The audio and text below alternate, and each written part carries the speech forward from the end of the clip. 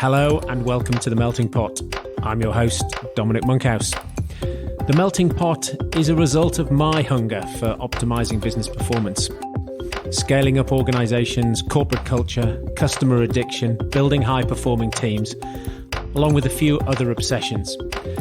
I've spent the last several years working for and with some of the most successful top-performing companies in the world. And this podcast is my attempt to synthesize what I've learned along the way, to help you build a higher quality business and live a more fulfilling life. If you enjoy the podcast, you can find more information on today's episode. We do cracking show notes. They're at dominicmonkhouse.com.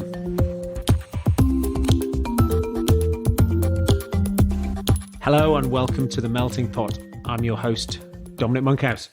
Today I'm talking to Ben Fletcher of Lead Bullets. Ben is a serial entrepreneur and maker of multiple mistakes. We get to talk about a number of those today. And in fact, that's really at the heart of what drives Ben. It's his purpose. And his purpose is to help entrepreneurs and CEOs of fast growth companies not make some of the mistakes that he's made himself. And he says it doesn't really matter. As he looks at businesses, it doesn't matter what the industry is or the sector. There's just something about scale. Being on that 75 to 300 employee journey and growing at 50% year on year, that growth just drives complexity, and that complexity just trips people up time and time again in the same places. So his current incarnation of business, fast growth icons and velocity squared, is really driven, although he's in it serendipitously because he was using events as a marketing mechanism for a business he'd invested in, fulfills his purpose, which is to help these founders and CEOs of businesses not trip up. We talk about how to set objectives and why that's important. We talk about hiring good people. We talk about not being on the edge and losing innovation and not spending time with your problem children. Fantastic conversation with Ben. I really enjoyed it. I hope you do too. I'm Ben Fletcher. I run a company called Lead Bullets, and the primary purpose of Lead Bullets is to help entrepreneurs grow their businesses and overcome some of the many challenges and problems that all businesses face as they scale. How does Lead Bullets help founders of businesses? At the moment, the main way we do it is through events. So we do two events. We do one which is called Fast Growth Icons, and Fast Growth Icons is invitation only, and it's just for founders of fast-growing technology businesses, typically between 75 and 300 employees. We have another event called Velocity Squared, which is for companies of the same size, but not just the founders, also introducing the whole leadership team to the same content, which is all around these common mistakes people make. We're also expanding that with Velocity Squared to include more information about the engine of growth and how you actually go about acquiring and retaining customers through marketing, sales, customer service, and so on. And how did you end up with an events business? Actually, what it started with is me trying to get out of events. I had an events business. So when I was 24 or something, I had left university, no idea what I wanted to do, went into sales, commission-only ad sales, highly lucrative, not very spiritually rewarding. But I did meet someone and who said, why don't we do a business together? And the original idea was to do a publishing business, but that required too much money. So we actually went into events. And what we did is, because we didn't really know how events worked, we went and spoke to loads of people about the problems with events, and we designed a solution to those events, just making events more interactive and a bit more practical, a bit more often limited in scope. So they were kind of for a very tightly defined audience of people to make the content really relevant. And that company then grew really rapidly. We were doubling in size every year for 5 or 6 years, got up to sort of several millions of revenue. But actually, we made millions of mistakes in that. And actually, what happens is, we'll come maybe onto some of those mistakes later, but when the business got larger and more successful, I felt that we lost the original soul of the business. And so come 2007, 2008, I was really desperate to get out and do something different and just nothing to do with events. So I've sort of ended up back in events accidentally. So what I started doing at that point was angel investing. I thought, well, partly because I didn't think anyone would actually employ me or that I would be an employable person. I think I am a dyed-in-the-wool entrepreneur. I wouldn't deal with management very well anyway.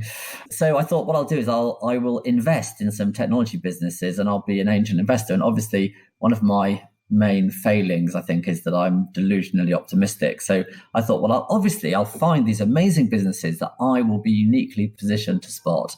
And I'll give them some money and I'll give them all this wisdom that I've racked up over the years. And my God, these businesses are going to be hugely successful. And as with many things in my life, I experienced that's not how it worked out at all. And these companies didn't go on to be hugely successful. And in fact, the vast majority of them failed. And that's just, I think that's fairly par for the course with angel investing. But it certainly taught me that I didn't have anything special there. But one of these businesses was a technology platform for recruitment, and their key client prospects were founders of fast-growing technology businesses who were obviously hiring loads of people. And I said, well, why don't we do an event? We'll bring together these founders of these technology businesses and we'll give them lots of insights into how they can grow their businesses more effectively. And part of that will be recruitment. And although we won't promote you overtly, you'll be there, you'll be part of the event, you'll get some good branding, great way of growing your business. And that event just turned out to be hugely successful, much more successful than I expected when we were planning it. I think we were looking at having we thought sort of 80 people would be a good result, and it would be just this afternoon event where originally it was going to be 3 people speaking and it was going to be an evening event. But as we started inviting all these interesting entrepreneurs, they all started saying, this is a great idea. The industry really requires something where people can learn these lessons about how to grow a kind of fast growing business. And so we ended up with a full day event, and then we had 230 people at it, and people really loved it. And that was the first time I think that I'd had something where I'd expected one thing and I'd totally blown my own delusional expectations out of the water. That was a pleasant surprise. And so I said to this company, and I'm not naming names, but there's something really here that you could capitalize on. And they said, well, we're not an events business, we're a technology business, and this doesn't fit into our strategy. And I said, okay, fine, I'll do it then, because I really enjoyed doing the event. And that developed into time to this event that's now called Fast Growth Icons. And yeah, as you said, we ran it in London, Berlin, Amsterdam, Paris, and New York. It started with me not wanting to be in events, but ended up back doing events. You're fated to be in events for your entire life. But I'm loving it now. I think what I didn't enjoy before was, well, it wasn't just that it was running a big company. I felt we'd totally sacrificed all our ideals of producing this very high quality product. As we started getting larger, and I recognized that I didn't know a lot of stuff about the events industry. And that meant we made loads and loads and loads of mistakes when we were growing really rapidly. And I thought the solution would be to hire experienced people from the events industry, and they would come in and we would bring all their wisdom, which they did, but they also brought with them just the standard way of doing events that every events company did. So we became, from being a really exciting, dare to be different kind of innovative company, we became just the same as everyone else. And we were playing on everyone else's playing field with no key differentiating factor. And we were just a lot smaller. So life became a real struggle. And I just fell out of love with it, basically. Yeah. So what have you done this time round? What have you done differently? I haven't done that much differently from what we were doing right back in 1996. I've kind of gone back to that core of saying, have a really tightly defined audience of people that are coming, because it's really hard to do an event that appeals to absolutely everyone in the whole world. The narrower you can make that, a specific job function, a very clearly defined group of companies, the easier it is to provide relevant content. And in fact, for Fast Growth Icons, it's invitation only. So we know we're very carefully selecting an audience of people that are directly right for the content we're delivering. And then just pack it full of, make sure that the presentations actually have something useful to say, which may sound obvious, but a lot of presentations aren't very useful. They're just overly light panel discussions, proper practical presentations, and then loads of time left over for networking and discussion. If you get a group of people in the same industry together, they're going to want to talk to each other. And most events sort of squeeze that out into the sidelines of just the kind of break time. But we have lots of roundtable discussions that get people really talking to each other. And that is what we were doing. So it's not much of an innovation on, 25 years ago. It just produces much better quality events. Are you as big now as you were at the point where you fell out of love with the business the last time? No. So you've kept it smaller. Yeah, although what's happened is we did the kind of event for founders of technology businesses. That's been going really well. I'm sort of running out of locations to run the event with that very specific, companies between sort of 75 and 300 employees growing at 50% per year.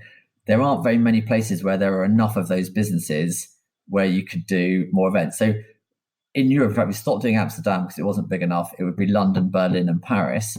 And then in America, we're starting to do New York, but we've got to build that up a bit. And then we could do, 3 or 4 locations in New York. But there aren't a lot of places. And that's part of the reason why I wanted to do Velocity Squared. Although, as I was saying to you earlier, this purpose, ever since I came out of my first business, was I wanted to help people avoid some of these mistakes. I've been very clear on that, but I had never really got around to clarifying the mission part of it. What would success look like? And I realized that mission is quite a motivating factor. You've got to have not just a reason why you're doing something, but some kind of measure of what good would look like. And so for me, I want to be able to say that I helped 1 million entrepreneurs run their businesses more effectively. And that's a fairly ambitious target, but I've got the rest of my life to achieve it. That means the events have to be bigger, and it means I have to produce other products like, could be anything, potential training, podcasts. We're producing lots more content with Velocity Squared, just ways that you can get these lessons over to more and more people. That's fantastic. These events have been running for some time and in multiple locations. So you must now have are you trying to solve the problems that you had? Or do you get the audience feedback so you know what problems people need help solving? I think I made a lot of mistakes. I think if there's a really decent mistake out there to be made, I will have made it. So I don't think, in a way, if I tackle anyone's problems, I'm likely to be covering a lot of the same ground that a lot of my own mistakes. Yeah, I mean, obviously, I want to answer the questions that people have, but there's just a huge amount of overlap. And it's just interesting. You can take 2 completely different businesses, and when they're talking about the challenge of scale, which is really a challenge of complexity, because you've got more people in more locations, more different departments, all the different reporting lines and product handovers and communication lines just scales in a kind of geometric way, even if your company's growing arithmetically. So all those problems produce very similar challenges for people. So yeah, they're both the same thing, I think. And so what are some of your favorite mistakes then? If we go back to what I was saying before, we had a brilliant product. It doesn't matter that it was events. It could have been anything. We had a really strong product. We had fantastic, what would have been net promoter scores, but we were scoring people on a sort of score of 1 to 10. We had 92%. I still remember something like that. 92% of people would score us 8 or above for our events. So we had this amazing, amazing feedback. And what that meant was we had a high repeat rate. So people would come back for the following event, and more people would come in, and then they would say, hey, why don't you do an event on this and an event on that? And that's where the growth came, and that's why we grew really rapidly. So the problem was actually we thought we got this great product, but we didn't set any clear objectives of what we were trying to achieve. We just thought, well, this is brilliant. We'll just go out and hire really bright people, which was really easy to do because everyone else working in events companies was finding the boring way of doing it just quite frustrating. And we're saying, come to us and be different and kind of experiment. And we're innovative and cool and sexy. They joined and they were really bright people, but without that clarity of what the company was trying to achieve, what we ended up was I'd like to say organized chaos, but it was just chaos, really. It wasn't clear what good looked like. It wasn't clear where we were going. We did the first Internet Expo in Poland. We were doing this mini MBA training course in Hungary. We did logistics courses, HR, I mean, you name it. We launched a careers site, like an online careers portal. We just totally lost our way because we didn't have any clear definition of what we were trying to do. And hiring fantastic people it sounds really good. In fact, I think it's Lee Iacocca, the kind of American industrialist, who said, people ask me what the secret of my success is, and I say it's not that hard. I just hire great people and get out of their way, which sounded like fantastic advice, but actually didn't work for us because you need to be in their way enough to get them to achieve what you wanted. So I think that thing of false objectives, whether it's vanity metrics or whether it's a mission creep or whatever it is, not being really clear about what your core product is, what you do really differently, and where you want to take it, leads to a lot of problems. And a lot of people don't have that clarity, especially as they start getting larger and bringing in people from outside. Well, and also because they don't have that clarity, they don't know which people from outside they should hire and what the skills, attitudes, behaviors or values that they're looking for. It happens all the time. People they're not super clear on their core customer. They can't describe their core customer in 30 words or what problem they solve for them in another 30 words or why they're different to everybody else. It's amazing because I suppose a bit like you, people have stumbled into a business. I suppose I don't mean that they've pivoted from a view that they've sat down and worked something out.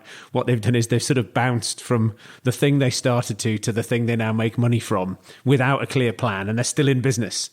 And then all of a sudden they start growing. And as you say, that you're just pouring petrol on the fire. We just thought we're being so successful, we're growing really rapidly. I think there have been 2 periods in my life when I've just thought, wow, this is amazing. I've discovered the kind of magical golden money tap. And all I have to do is crank this tap a bit harder and just more money will come out. And when you start thinking that you can't lose, you're in a dangerous situation. So we should never have been doing this big internet expo. It was totally just a normal expo like anyone else would do. We got very excited. We had the president opening it and it was massive expo. But that wasn't our core. If you asked people why they loved us and what the real engine of our growth was people loved these events that were more focused and more discussion based and more practical, and that was a solid core for us. And then we realized in 2001 when the internet bubble burst, because we were doing loads of internet stuff, some of it in our sort of format and lots of it just not. Just suddenly, just so much of our revenue dropped out in 2001 because people stopped going on internet related courses completely when the internet bubble burst. And that, although if I pointed to that point in our life cycle and you say, oh, our revenue dropped and we had to lay off lots of people, you'd say, well, it was the internet bubble burst and that was a cause, definitely a cause of it. Actually, if we'd stuck to our core business and we'd had these strong products, those bits actually didn't go down very much. And it was all the superfluous stuff that got knocked off. So I think we then realized that we needed to be a bit more focused. Yes. And still your success outgrew your desire to remain. After the dot-com bubble burst, the next sort of problem that happened to us was we retrenched back into our core and we started doing all the stuff that we were loved for again. And then the economy picked up and suddenly we started making so much money because we weren't investing lots of money in launching new products. We had all our core products. Suddenly all the revenues were going up like crazy. And we were just like, wow, this is amazing. We're making so much money. And we were like, right, let's not make the mistakes we had last time. So we had a very clear definition of what we wanted to do.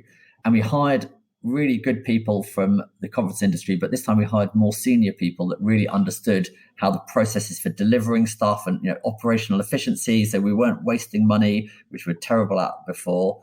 And that started doing really well. And we were like, we really have discovered the magical golden money tap this time. And all we have to do is have 3 times as much. We'd got up to about 80, 90 people something in the first iteration, and we'd shrunk right down to about 20, 25. And then we'd got up to about 40 or 50 people, something like that, and it was going really well. And we were like, we just need to be 3 times the size. Come on, we've got to be ambitious. We've got to really grow this thing. So we just went out there. We had tons of money because we were making loads of money, and we went out and we just hired loads of people. And it was a bit of a disaster, really, because I think what actually happened is we didn't hire loads of really great people. We hired less good people because we were in such a hurry to hire them. We definitely got caught up with we had the wrong objectives. Again, we were thinking all we have to do is fulfill this hiring plan and it will fill up, complete our 3-year kind of plan to, millions of pounds of profit. But less good people coming in, they started following you have to have rules to be to be operationally effective. But if people just follow the rules, then you get a company that has no innovation and no flexibility.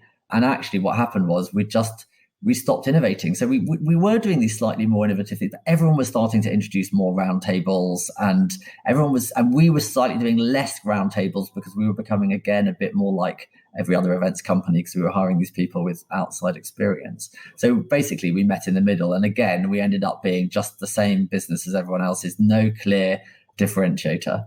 And at that point, we thought, we've got this one bit of our business that was doing events in asset management technology, and that was the real engine of profit in the business. It was the bit that's been going since 1996, consistently successful. And we said, right, I think what we'll do is we'll sell that bit of the business off. This is just totally wrong. I mean, what we should have done is got rid of everything else and just stopped doing it and built that bit of the business. But anyway, we thought we'll sell that bit of the business. And then with the money we make from that, we'll cash in a bit, but we'll also build these other bits of the business. That one's mature now, so that's kind of boring. But that actually didn't come to pass either, because this was a conversation we were having in end of 2007. And by the time that we'd engaged the M&A advisors, and there was a bit of complication because it was all one company and we were selling a part of it. Anyway, by the time we got around to it, 2008 had happened and everything had kind of collapsed again, and no one was going to buy a business, and the profit was down, and the whole thing didn't really look worthwhile. When we first started thinking of selling the business in 2007, I thought, well, I had fallen out of love with the business, and I was like, well, I'm going to get out. So 2008 happened. I had to then I started doing a bit of angel investing, but I then we had a general manager running the business. That's partly why I wasn't so engaged in it anymore. They had to go because lots of people had to go. I then had to kind of run the business for a year when I really didn't want to do it, just to get it to survive this sort of trauma of 2008. And then we hired a CEO to replace me, and I left and started doing the angel investing. Aha. I'd like to say there were some bits that I did that were really, really successful, but actually, look at it, and most of it is me getting over optimistic about overexcited and then making some massive mistake. And so what you've got objectives, hiring less good people, being dragged into the middle from your sort of innovative edge. What else have you? Well, also the sort of just delusional hope, delusional optimism. Yeah. But I think all entrepreneurs are. You meet people and they say, "I'm going to change the world." Like, you have to be a certain type of person that when you say that doesn't actually laugh at your own reflection. Having had these sort of successes, failures, I now have a different approach to it. I can simultaneously say, I want to help 1 million entrepreneurs to grow their business, but rather than think I'll put some numbers in a spreadsheet and it'll look fantastic and I'll just hope that that'll kind of all come true, I'll say, actually, that's going to be really hard. There's going to be 1,000,001 ways in which I could fail to achieve that objective. What are those 1,000,001 ways? And if I can get a good list of the problems I'm likely to encounter, then I can mitigate for them, that's how you do it. It's not that it's never easy to grow a business. There are lots of problems, but you need to work out what those problems might be and mitigate for them or deal with them, not just blindly assume that if you just hire all the people and spend all the money. And I think people fall for this when people have this sort of mentality of, if I raise £10 million for my business, how could I not make a success of it? Well, lots of people raise £10 million and don't make a success of their business. It's not, having the money doesn't make it all suddenly easy for you. It's always hard. I think in many ways it means you've got a shorter time to succeed. You've got to get those customers paying the bills or go and raise more money. It's a pact, it's I don't want to say Faustian pact, but it's kind of like that. You're saying, if I don't now grow my business 10 times, I'm not going to grow into my valuation, and I could sell my business and never really get any money out of it at all. So you've really got to be sure that what you're going for, and because we know that very few VC-backed businesses return money to the fund, 1 in 3 or something, that 2/3 of the people that raise VC money, the CEOs of those businesses aren't going to see a return. They'll get their salary, but if they do exit and they've raised £10 million and they exit for £15 million, they pay the 10 million back to the VC who'll have some kind of liquidity preference, and then they've got the 5 million left over, which may not be a fantastic outcome for them, or they may get nothing. Or they may get trapped running their business for ages and no one wants to buy it. So we've sort of been sold this idea that raising money is the key to success. And it's just not. It's a very particular type of success for very few people, the kind of 1% of people that really do something that fundamentally changes an industry they work in. And it's great for those people. And they would never have achieved it without the money. But most other people are kind of waste product. Well, and it takes a long time. I mean, I think Starbucks and Apple, both, if you look at their overnight success thing, they'd been in business 25 years before they hit that inflection point. Whereas lots of people want to do something in 3 years or in 5 years. This is definitely something that I've realized, and Bill Gates said it better than I would, because he said people tend to overestimate what they can achieve in 1 year and underestimate what they can achieve in 10. Buffett talks about his sort of superpower is he understands compounding better than most people. And if you get a business and you grow it at 20% a year, and you could do that year on, year out for 40 years, you end up a billionaire, almost no matter where you started from. Whereas if you think, I'm going to grow this business 100% a year, well, maybe you maintain that for 3 years and then you kind of go out in a ball of fire. Having that kind of long-term view, if you draw the graph of what it looks like to grow at, let's say, 20 or 30% a year every year, it goes up in a steep curve at some point, but it goes quite flat for quite a long time. And that's what people don't really understand. And I think partly that's a benefit of being older. And I can think that, spending 10 years on a business is a kind of sensible time frame.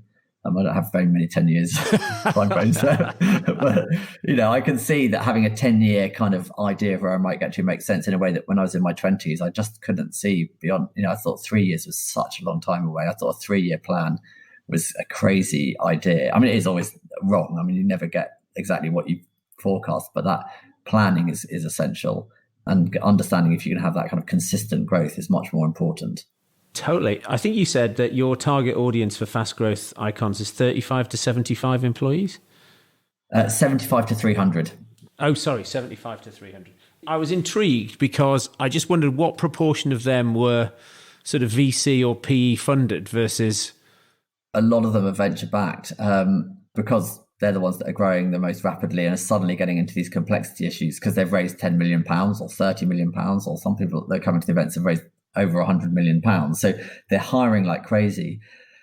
And I think that sort of papering over the cracks issue is a big problem. And we had that. So we had it both for two different reasons. One, in the first iteration, the product was really good. So we were being pulled, we were generating loads of revenue that was pulling us into growth. And we had that sort of success. So it camouflaged the fact that we were making lots of mistakes because the business was growing because of the quality of the product. So in a way, we could have gone for a couple of years not hiring good quality people, doing all these crazy things. It didn't really matter. And the second time, the cracks were papered over by the fact that we just had this massive chunk of money because we've been really successful. And so we were like, oh, we're losing all this money. But it's like, no, we're not. We're investing it in the future. It's just a future that never really arrived. I do meet people occasionally who use that same investing thing. And I say, tell me exactly what you're investing in and how much you're investing in, what your return will be. And like you, they're just really what they're doing is we're losing money over here. We'll call it investment because then we don't have to look at it quite so hard. So I always say to businesses, you should make sure you have a very clear definition of your operating profit. If you stopped doing business today, stop trying to grow today, and you could take out, it's a bit hard because you'd say, well, our CMO is half doing the business as usual and half an investment in growth. But if you could cut it out and allocate all those costs, do you have a business that would make money today? And look, fair enough, there are some businesses that will only make money at scale. That's a particular bet. But for most businesses, and for me, the kind of business to business businesses that I like, they should be able to say, no, if we stopped trying to grow now, we would be able to make money. And that's a sort of sustainable business. If you don't have that, then you're just spending more and more money to make more and more scale of something that's fundamentally unprofitable and unsustainable. And people lie about that. If they have to divide that CMO salary, they'll often say, no, well, he's only spending a quarter of his time on business as usual, and 75% is an investment in the future. So there's lots of room to lie to yourself. Oh, yeah. It's called CEO metrics, isn't it? CEO math. Oh yeah, we're 12 million and we're growing 100% a year. That'll be 8 million growing 30 then. It is that sort of thing. You think, well, what are we likely to do in revenue this year? Well, we're going to make 5 million in revenue. Actually it's more like 4.2, but look, come on, it'll probably be 5. And then you say, well, what can we grow to the following year? Well, we can grow by 100%, but actually it's going to be 72%. And then suddenly you kind of compound those errors. And when you look at your 5-year plan, it says everything's going to be amazing. But actually you take out all of those 20% here, 20% here, 5% there, and actually you end up 5 year nowhere near where you plan to go because you've just been over optimistic. And if you then think, well, that's where we're going to and it's going to be amazing, you say that's totally justifies spending all this money now because of where we're going to get to in 5 years' time. But you've been over optimistic all the way through. I hope you can tell I'm speaking from experience there. Totally. Justifying why you're spending all the money now because it's all going to make sense in the future, and it may not. So, Ben, knowing all those mistakes that you've made, some of which you've shared with us today, if you went back in time knowing what you know now, is there a thing you'd take back with you to a time and a place? I think it's hard just because I sort of feel I'm so happy with where I've got to. I feel really happy about the event that I'm doing. It really gives me a lot of satisfaction, and I've learned so much from those mistakes. It'd be really hard to do anything that fundamentally changed the way my life worked out. One subtle thing, one thing I always wish that not only that I knew it earlier, but that I could always remind myself of it effectively, is when you're growing a business, you're doing a number of different things. Some of them will be working well and some of them won't be working so well. What tends to happen with the way human beings are designed is we focus on the stuff that isn't working out much more than the stuff that is working out. And if you put half your effort into something that isn't working out very well, and you could make it 10% better, well, it's 10% better on something that isn't working very well. Whereas you put half your effort into something that is working really well, you can make it 10% better. That's 10% of something that's going fantastically, and that's going to be really meaningful. And so I think the problem is when people start going away from their core and developing other products and other divisions and teams, it's the problem children that attract all the attention. And I wish I'd known that. I mean, I can actually calculate that the money that we spent, this profit that we were making from the asset management technology events, that we were ploughing into everything else that wasn't going so well. If we just focused on that, even without growing it, just by just giving up on the problem children a bit earlier, I think it's about £2 million of profit that we gave up. We thought we weren't happy with that sort of nice thing that was just making money consistently, and we were dreaming bigger, and we just wasted money on trying to deliver that dream, but without having a really clear idea about why you were doing all the things you were doing. Yeah Exactly. All of these things are like being very clear about what we did, sticking to the stuff that was really working well, not having sort of vanity metrics of surely if we hire all these people, things are bound to be fantastic, would have been really transformative for me. But as I said, it's a really useful thing to look at your business and think, what's sucking up all my attention, and is it the same thing? Is there alignment between that and what's really working well and where I can maximize the time I put in? But as I said, I sort of I'm quite happy with where I've ended up anyway, so I didn't really change anything. Or I'm not even sure if I'd listen to myself. If my old self came back and told my younger self some of this stuff, I probably wouldn't listen. So, Ben, along the way, you must have picked up and read some books that you thought were helpful. Have you got a sort of a list that you think for you that people should pick up and read? I'll recommend 2 books, which I think are particularly interesting. One is a general book about life, but definitely about business, which is Mindset. It's all about growth mindset, which everyone talks about now. And you've probably heard people talking, everyone that's listening to the podcast would have heard people talking about growth mindset. But read the original book by Carol Dweck. It's really well written. It's brilliant for thinking about the ways in which you improve yourself, improve your relationships, and that's your personal relationships and your business relationships. And it's a great motivator. In fact, when I read that book, I thought, I am definitely growth mindset in some areas, but I'm definitely fixed mindset in others, and that's just a real shame. And it wasn't until a couple of years later that I realized that actually the thinking I was fixed mindset in itself was a fixed mindset thinking. And actually you can change and you can be growth mindset in any area you want if you just believe that you can make a change. So that's a brilliant book. I would definitely recommend that one. And then I thought I'd recommend, because everyone recommends like a Reid Hoffman book or I don't know, there's so many of those books that appear on everyone's list. Just for a book that's got a really interesting story and a really interesting way of thinking about things is Turn the Ship Around by David Marquet.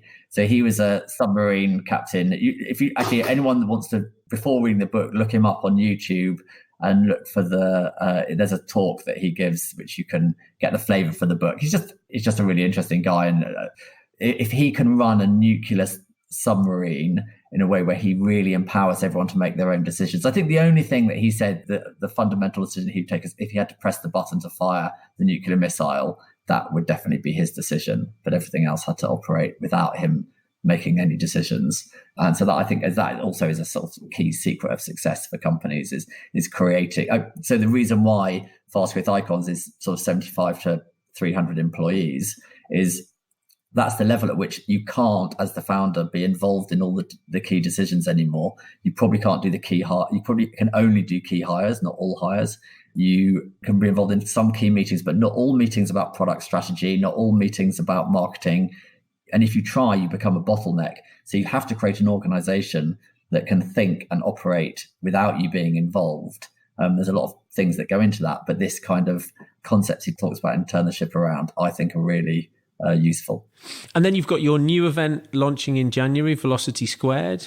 From memory, Fast Growth Icons is about the challenges of scaling and Velocity Squared is about how to create the growth. I cover both. In Velocity Squared, we'll have one stream which is all about tackling the challenges of growth, which is your objective setting and how you communicate, culture, values, all of that sort of stuff. And then we'll have another stream which is all about how you actually create growth, how you think of your brand and your position, how you start doing marketing, how as you get larger you can get your product and marketing teams to work harmoniously together, or sales and marketing. There's a lot of kind of organizational stuff about how you deliver, not necessarily going down into the detail of email marketing campaigns or anything, but sort of strategically thinking about how you go about acquiring and retaining customers, all the stuff with customer support and service and stuff that, again, gets more challenging as you get larger and you get more clients to support. So it all becomes more difficult. Ben, thank you very much indeed. Where should people look you up if they want to know more? You can look me up on LinkedIn, or you can look up Velocity Squared is probably the best place to start, velocitysq.com. That's brilliant. Ben, thank you very much indeed for your time today. Thank you. It's been a pleasure.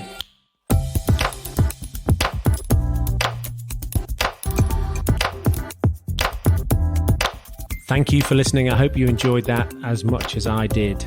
As a token of your appreciation, it would be fantastic if you could go wherever you're listening and leave me a review. Those reviews really help other people find this podcast. For all information relating to this episode, you can go to dominicmonkhouse.com/podcast, and there you'll find some fantastic show notes, additional reading and links relating to this episode.